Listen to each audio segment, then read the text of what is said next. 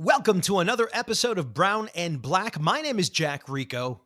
And I'm Mike Sargent. And every week we take a look at race and pop culture through a brown and black lens.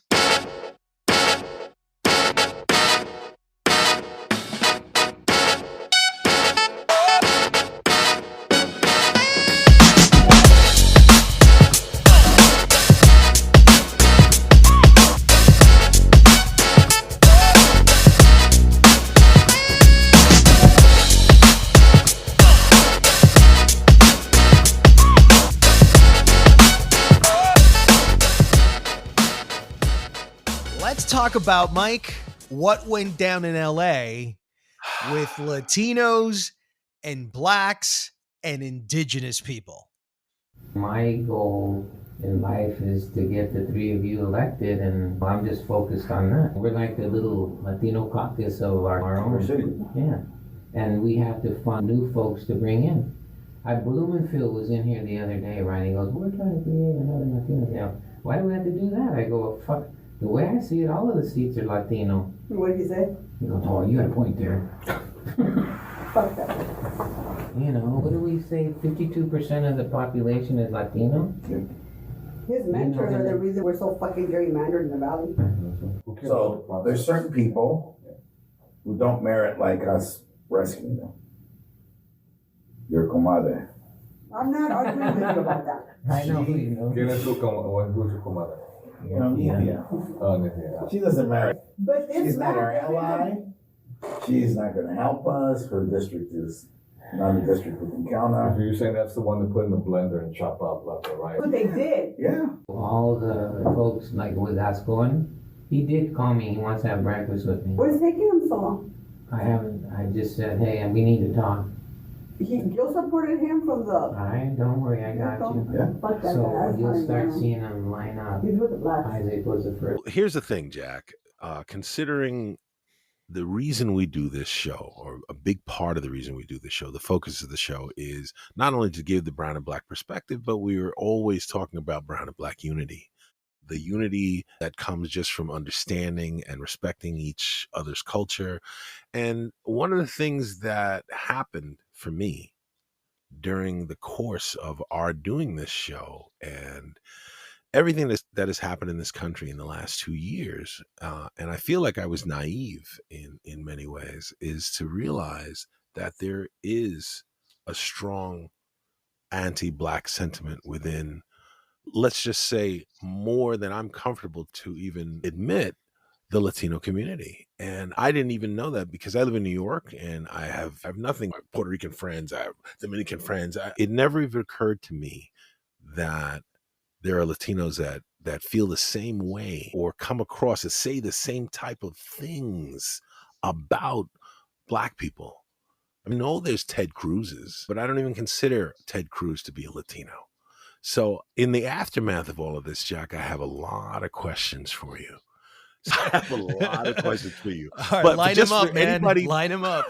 all right, well, it's for anybody who's been under a rock, okay, you don't know what we're talking about here, that earlier this week, there was a leaked tape of LA City Council members in a meeting that included LA City Council President Nury Martinez, Ron Herrera, an LA County Federation of Labor head, and 2 LA councilmen, Kevin De Leon and Gil Cedello. Now, Jack, the LA City Council president, the woman who is in charge of the city council, how she could hold and harbor these views and say these things. And as they're talking about something that is so politically sensitive, which is the process of redrawing council district boundaries, I was stunned. Now, does this and her language and her being in that position, does this shock you, surprise you at all? Yeah, that's called K-Town. Yes. I see a lot of little short, dark people. Yeah, puro Oaxacan Koreans. Not even like Kevin, little ones. I was like, no, I don't know where these people are from. I was like, I don't know what village they came, how they got here, but And so they're wearing shoes. whatever. So one Down feels.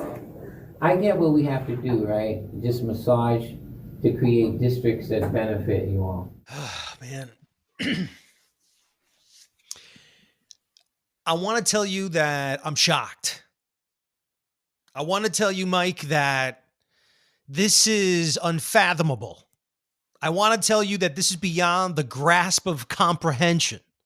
I want to tell you, Mike, this is a lie. What are you talking about? It's another one of your conspiracy theories. Come on. But no, Mike, this is the truth.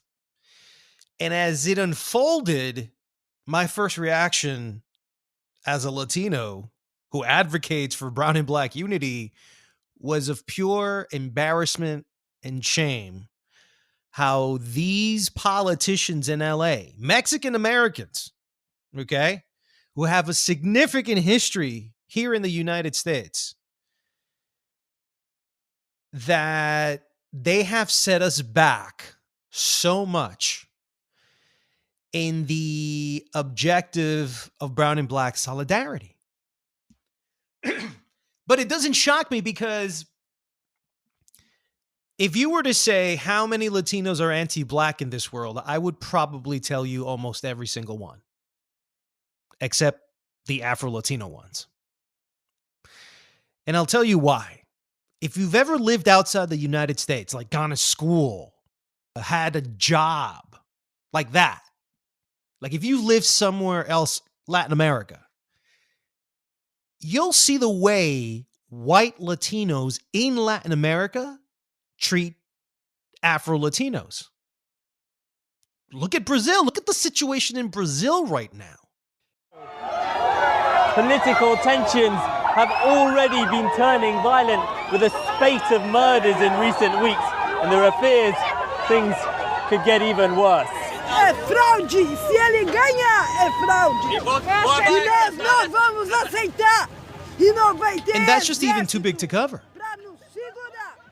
But yes, you move out of Latin America, and then we've talked about the Caribbean racism in Cuba. It is known amongst all the Latinos that Cubans happen to be probably the most racist of many of the Latinos that live in the Caribbean and Latin America. It's just a reputation that they have.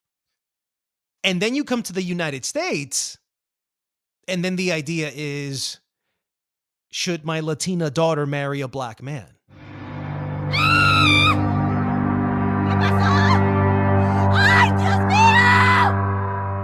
And those conversations have happened around me. At parties, somebody will mention that their young daughter's going out with a black kid, and they'll frown or say something negative. Is it racist in the systemic part? No. Is it anti-black? Absolutely. I got to stop you right there, because then you're going to have to define for me the difference between racist and anti-black. What is the difference to you between racist and anti-black? Meaning that most Latinos, most working class Latinos that might feel like that towards black, they're not the ones creating institutions and systems to deprive these black people from upward mobility in any way, the way the infrastructure here in the United States is. It's more like your skin color is not one that's necessarily welcome here, but I'm not going to do anything to impede you from having a life. I just don't like your skin color. It's not welcome here. So Latinos, for the most part, and we've talked about this book, The Pedagogy of the Oppressed, how it talks about the colonizers or the colonized mentality, that the oppressed will ultimately become their oppressor. And so in this case, Latinos who have been oppressed, especially Mexicans, Puerto Ricans, since 1492 in Columbus, through the Mexican-American War and the Spanish-American War, they've all been colonized. They don't know anything else outside of that oppression. So you grew up with this internalized oppression, this internalized racism, and you start believing in yourself that you're inferior. And so what ends up flash forwarding to now, and what happened with the Nury Martinez thing, is what we really start understanding is that there is the Hispanics that are assimilated, fully assimilated. And then there's the recent immigrants that haven't had a chance to. And the big battle that you might call Latino racism in this country really has to do with Latinos who are assimilated, essentially white passing, and Latinos who had just gotten here and still hold very strongly a lot of what these now Latino Americans or US Hispanics are trying to run away from. We all come from some ugly place, Mike. Us Latinos, for the most part, we all come from some ugly place, a place of corruption and a place where governments are collapsing and constitutions are being redone and human rights are being violated. And then you hear about America and you're hoping that that might be a place where you can finally find some sort of peace, where you don't have to live in a nightmare. Because you saw a movie. Man, you're right. But you think that it's so much better here. And I think I've always felt that poverty here just really isn't relatable to the poverty in a third world country. There's two different types of poverties. And so those countries rather be here, have some sort of public services for immigrants. And once you get here, what do you think you want to do? You want to close the door, not because they're not friendly people. It's you're trying to escape the people that want to kill you, the people that want the worst for you, or the people that now want to smooch off of you, the people that want to work for it. And so there's this process where you're like, I want to leave that side of me. I want to leave that part of me somewhere else, that ugly darkness that I didn't ask to be born into. I want to live in America. I heard about this thing called the American dream. Myth or reality, it's a great story. I want to believe it. And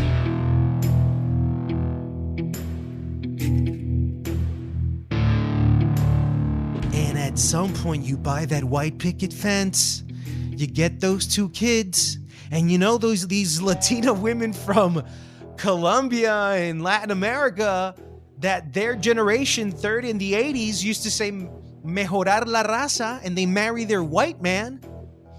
Yep, John Wayne looking. They got their American man.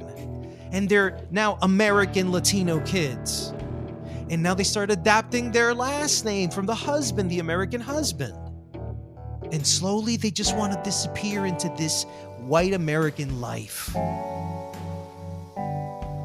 It's escape, Mike. It's running away from something ugly.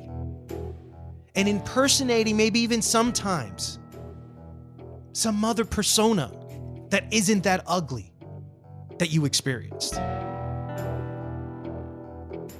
Well, I'm not going to discount anything you're saying. But from my perspective, you said white passing. I see it more like white succeeding. How is it you've been able to succeed in a white-dominated society and still maintain your ethnicity if you're Latino? And part of that, and I've seen it not just with Latinos, I've seen it with Asians as well. And that's why there's conflict between Blacks and Asians, because Asians come here and treat us like white people do. I can't tell you how many times as a New Yorker I've gone into Korean deli, especially when I was young, and they're watching you like a hawk because they consider you, let's just say, the way Nury Martinez considered Black people and the way she talks about Black people. And so for me, I see this as like embracing American values. This is the scary part for me. While you and I can bond on a bunch of different things, we can bond on music and movies and culture and this and that and all kinds of things that we bond on. Human beings can bond on hate, conscious or unconscious, and they do, and we've seen it. We're living in that time where people are bonding on hate. And so for me, when I see this, it wasn't just mocking. That was a hatred. That was a disregard. That was a try and take what we can from these people. If you listen to that tape, there's an agenda, clear, a belief of these indigenous people, these black people, a belief about them and an agenda, what you would do with them now that you're in a position to do something to them. Well, there's certain people who don't merit like us rescuing them. Your comadre, right? I'm not arguing with you about that. I know who you know. ¿Quién es tu comadre? You know, yeah. She doesn't merit, right? Yeah, that's called Cape Town. Yeah, it's just I see a lot of little short, dark people. Yeah, puro Oaxacan Koreans. Not even like Kevin, little ones. I was like, no, I don't know where these people are from. I was like, I don't know what village they came, how they got here, but And they're wearing shoes. So I get what we have to do, right? Just massage to create districts that benefit you all. And that's the scary part for me. As a black person, it's easy for me to ignore, okay, Cruz, okay. Every time I see something awful that affects both black and brown people, and it's someone with a Latino last name, and I wonder, okay, what kind of Latino is that would do that? DeSantis or a Cruz or any number of politicians who have embraced a set of values that is very specifically American. That's what scares me. While I see the unity happening in the face of this and the people calling for the resignation, it scares me that they've been in power for a while. They've been influencing things for a while. And this is California. This is a place where it's not like Latinos have been treated really well in California by white people. Latinos have had to claw and fight to get to where they are. I mean, my goal in life is to get the three of you elected, and I'm just focused on that. I mean, we're like the little Latino caucus of our own city. Yeah, and we have to find new folks to bring in. As I'm doing research, and I read that Dolores Huerta did not like Kevin De Leon, called him a bully. Why would Dolores Huerta say that, considering who she is? So I don't know. I have to say, you say maybe it didn't shock you, and you tell me all this, but it still scares me. And I have to ask you, do you see this being a force for change? Do you have a positive view of the outcome of this? Well, the revelation has happened, Mike. Yeah. That's it. That's it. Now we know that there is a faction of very powerful Hispanic elite policymakers. That's where the fear is, Mike. And when you say that you're scared, you should really be scared that there's Latinos that are shaping policies against blacks. Yes. That's what we found out. Yes. And against Native American indigenous people by our own people. So what am I going to say? So there's certain people who don't merit like us rescuing them. Your comadre, right? I'm not arguing with you about that. I know who you know. ¿Quién es tu comadre? You know, yeah. She doesn't merit, right? Listen, my voice doesn't necessarily represent theirs or anything like that. I stand on the right of brown and black unity where they don't. And in our group, for every Nury Martinez, hopefully there's a Jack Rico that advocates for this type of unity. I also think, Mike, that maybe you've noticed it or not, but the Hispanic in the West is very different than the Hispanic in the East. I'm not sure if you've noticed that. So the Mexican doesn't probably interact with African Americans, blacks in the same way that a Puerto Rican, that a Dominican, that a Colombian would in New York City. I think that the urban culture here is much more together than LA. I don't see Mexicans and blacks hanging out either every time I've been to LA. That's just not something that my eyes really catch. But in New York, dude, that is beyond normal. So this might just be like a West Coast thing where this revelation about Latino racism might exist more in the West Coast than in the East Coast. God, I hope so. You remember that interview someone did with John Leguizamo where he admitted that he stayed out of the sun to remain more light-skinned white because he couldn't get work if he was dark. Yeah. So for me, we're shaped and beaten and molded, Mike, by white supremacy. It's a system of orders that doesn't allow us to love ourselves, man. And so because we're in that social ladder where the top of the ladder, the color is white, and the bottom of the ladder, the color is black, but then somewhere in the middle of the ladder, there's a color called brown. And so you have a choice whether you're going to go up or down. And if it's a social ladder where your family needs to be fed and everything else, that's where a lot of brown people find themselves, man, making those choices. And a lot of them, dude, it's no secret that Hispanics have identified being white in the census for a long time. They don't identify black, man. And so I think a lot of this comes from Latin America, but then is really enhanced here because they're seeing the way whites treat blacks. And they're like, oh, I guess I should do the same thing too. And if I look white, then I should act like the whites. And so, listen, man, we're going to be hearing a lot more stories, a lot more of these tapes. A lot more people are now going to expose a lot. Look, just look at Spanish language media, Mike. You want to know how anti-black Latinos are? Just look at Univision and Telemundo. Where's the black CEO executive? The Afro-Latino executive? Where's the Afro-Latino star? Do you remember when we spoke to Jamie Osorio for the Celia Cruz novella? Yes, I do. Remember the conversation we had with her? Out of the 35 Telemundo shows on Peacock and on their slate right now, Celia is the only one led by an Afro-Latina. Why do you believe that black actors don't have more representation in Spanish language programming today? I think it has to do with the storytelling. I think it has to do that now that we are creating more platforms, it's about, right now we took the story of Celia Cruz, which was an icon of music. Why not? Let's start creating stories about black people. I know you're not looking for me, and I know you're not looking for a black girl, but this is what I have to bring. And if this is my essence, and this is what you're looking for, you're not gonna see this.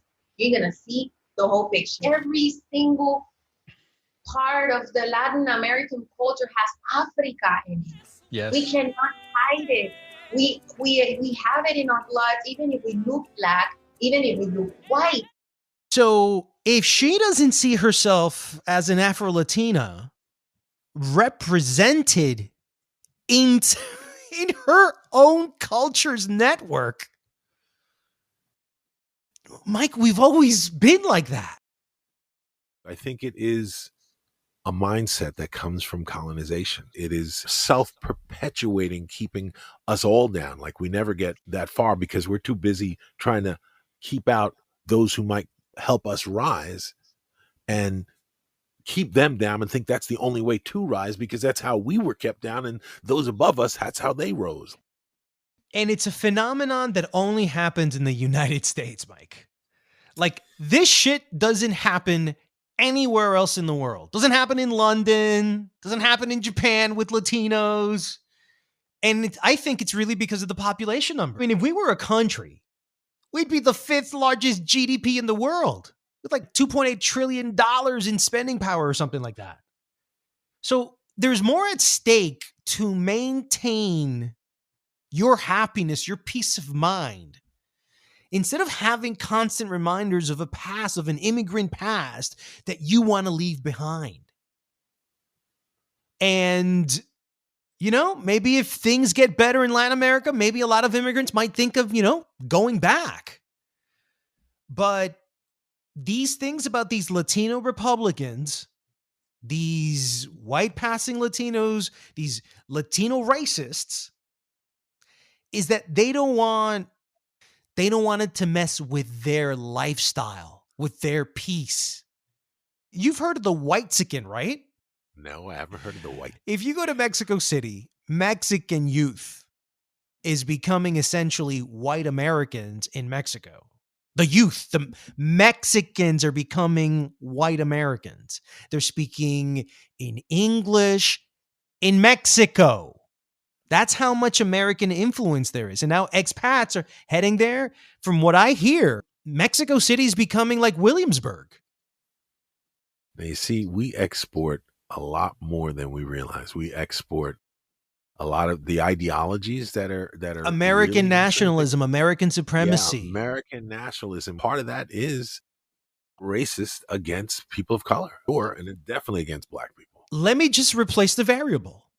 Right now, Mexico City is one of the hottest places in all of Latin America. Why? Because white Americans decided to go there and speak English. And probably the best thing they've been able to do is be white in Mexico. Now let's just flip that for a second. What if I told you the same exact story, but instead of saying white Americans went there, what if I told you Black Americans went to Mexico City? Do you think that the same result would happen? That instead of whitexicans, it's Blacksicans, and they're speaking like African Americans do, which we've always said, what is that? Right? This is what I'm telling you, Mike. I don't know if Mexicans would embrace Black Americans in the same way, or just Afro-Latinos, period, in the same way. This is the dirty secret of the culture that no one's ever really wanted to bring up. So thank you, Nury Martinez, for bringing it up. Now we're going to tackle it with episodes like this.